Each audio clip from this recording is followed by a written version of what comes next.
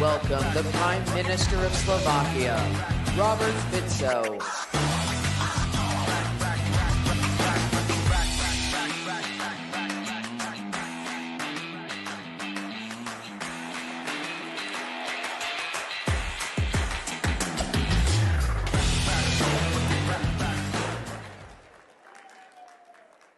Thank you very much. Ladies and gentlemen, I appreciate very much the opportunity to address you.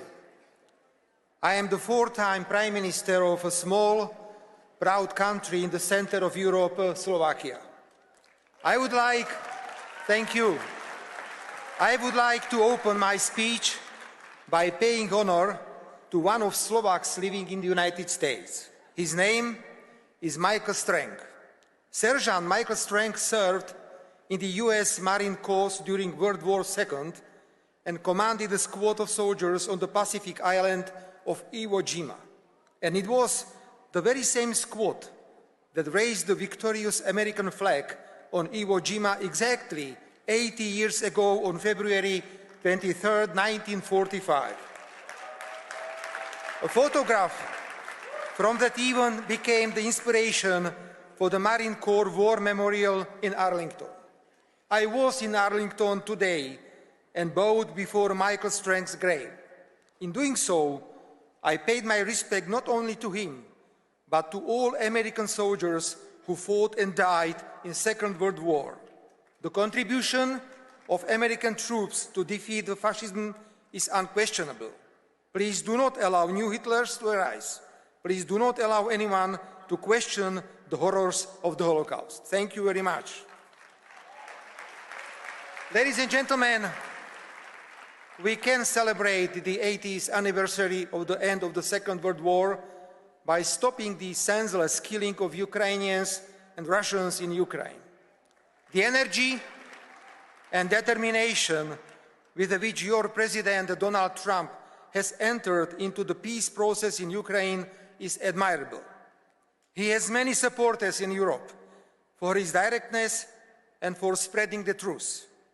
My good friend, Hungarian Prime Minister Viktor Orbán, recently complained, with a smile on his face, of course, that he has been trying to hold a mirror up to the European Union for years, and that the process has been extremely slow. And then Donald Trump comes along and manages to do it in a matter of days.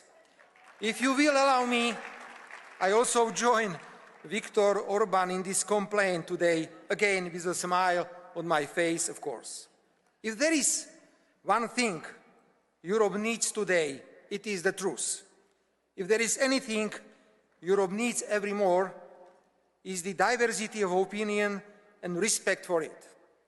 The politics of only one single correct political opinion is devastating us and has serious practical consequences.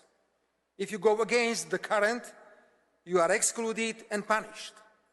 Between 2020 and 2023, criminal law was brutally abused against the Slovak opposition, of which I was the leader. I myself was charged 4 times for political activity, illegally monitored and wiretapped. However, the institutions of the European Union remained silent because they had a submissive and vassal government in Slovakia. Ladies and gentlemen, no one is disputing that Russia's use of military force in Ukraine was a violation of international law. However, Russia had serious security reasons for doing so because it has long been misled on the issue of NATO enlargement. The conflict could have been brought to an end shortly after it began. The absolute majority of the European Union member states, with the exception of Slovakia and Hungary, have endorsed the idea that the war in Ukraine should be used to weaken Russia politically and economically.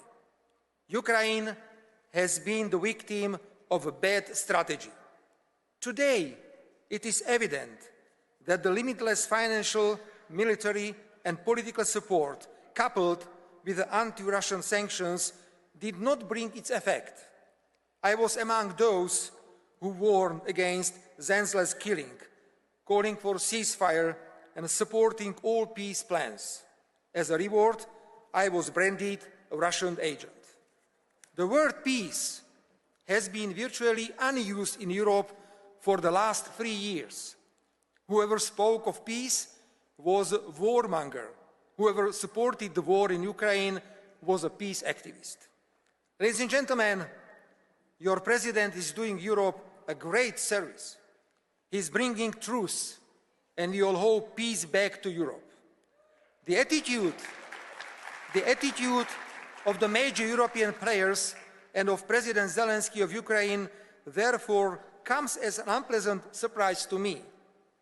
They are pushing themselves to the US-Russian peace negotiation table, even though for 3 years now they have and still do openly support the war in Ukraine.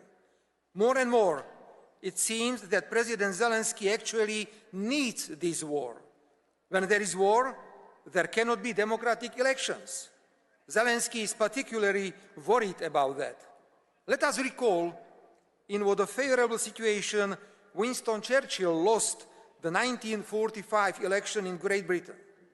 When there is a war, it is difficult to investigate where a huge part of the funding given to Ukraine ended up, where an enormous number of arms ended up. When there is a war, Zelensky knows that he has total support of the European Union.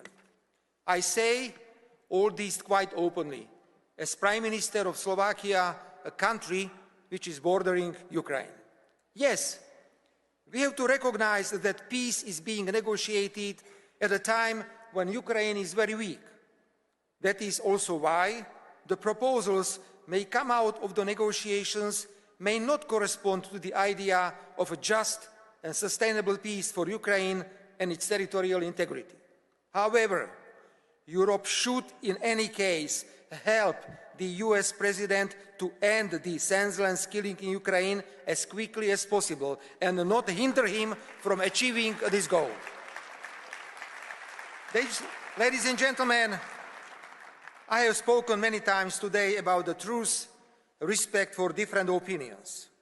It is particularly dangerous when the response to a different opinion is not just to ignore or disrespect it, but when the opponents reach for radicalization and violence. Such dangerous radicalization is now typical for liberal and progressive ideologies, which in addition to this new quality of political conduct promote abnormalities in everyday life and present them as normal and healthy. Let the attempt to assassinate your president or me be the proof of my claim. I grew up in a regular family where my father worked as a worker in a furniture factory and my mother as a shop assistant. Our lives were dominated by straight talk, common sense, respect and consideration for others. I brought a strong social sense from my family, and as an ordinary person, I openly espouse all the values associated with a common sense and a normality. As a politician, I add to this the respect for international law, for the principle of non-interference in the internal affairs of other countries, for sovereignty and strong national leadership. If anyone thinks that we will be intimidated by violence and that we will stray from this path of values, they are so strong. We used to say in Slovakia, what does not kill us, make us stronger. I intend to continue my efforts to amend the Constitution to improve the protection of fundamental values. When we adopted the Constitution of Slovakia in 1992, we had no idea that there might be a need to constitutionally define marriage in order to create a barrier to woke ideologies. The need arose, and we incorporated into the Constitution the definition of marriage as the unique union of a man and a woman. After all, marriage with this meaning has served for centuries as the cornerstone of Slovak families. We do not intend to question it because of external pressures or fashionable ideological trends. We are now working to recognize in the Constitution only two sexes, male and female, nothing else, then the conditions for adoption of children only by spouses, and the prohibition of teaching anything in schools that would contradict these constitutional definitions. With a great respect, we are also following your President's administration fight against illegal immigration. As Slovak Prime Minister, I too feel a strong commitment to protecting our borders and national sovereignty from external threats, foremost among which is the impact of illegal migration. That's why I blocked the redistribution of illegal migrants among the European Union member states on the basis of so-called mandatory quotas. Ladies and gentlemen, it is difficult to build a barrier against dangerous woke ideologies if they have substantial support in an entire network of NGOs and media. These, often financed from abroad, are turning into active political anti-government actors, of course, with no political accountability to the citizens. I recently sent a letter to Mr. Elon Musk about the role that organizations such as USAID have played in the unwarranted interference into sovereign internal affairs of other countries. I agree that we need to separate useful and beneficial projects from flagrant interference into Slovakia's internal affairs. The message I sent to Mr. Musk was very clear. We in Europe must oppose such interference and demand transparency and access to all information as the anti-government NGOs and media funded by USAID have been. We must protect our sovereignty, our right to choose our future, and to take decisions without external pressures. Ladies and gentlemen, in conclusion, may I say a few words about the powerful movements that have emerged in the United States and globally, MAGA and MEGA. These movements are not only simply slogans. They represent a vision that resonates urgently not only in the United States, but across the world. I know, ladies and gentlemen, dear friends, I know that you want fairness, reciprocity, and high-quality jobs. So do we. So let's talk. Let's work on it. Let's resolve our differences as friends and avoid pain of tariffs, measures, and countermeasures. I am known for my critical views on the European Union. At the same time, I am absolutely convinced that the European Union is our living space, which must be constantly fought for. For Europe to be great again, and for the European Union to be respected as an institution, that will require a lot of self-reflection, common sense, self-confidence, and money. So on behalf of my country, Slovakia, I openly declare that I am ready to work actively for such a renaissance of the European Union. Ladies and gentlemen,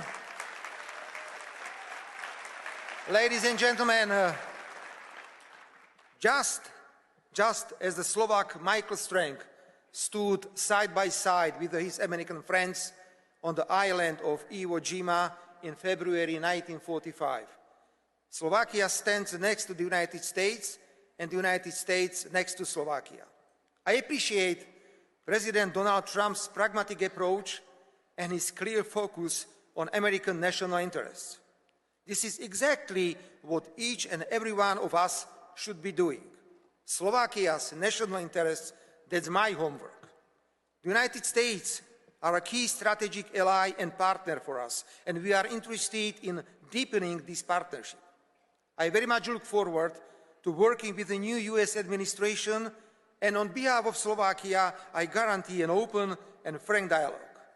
Let us be proud. Let us be united. Let us defend our values. I thank you all, and I express my conviction that the next time you meet the name of my country, Slovakia, you will remember this day. Long live the United States.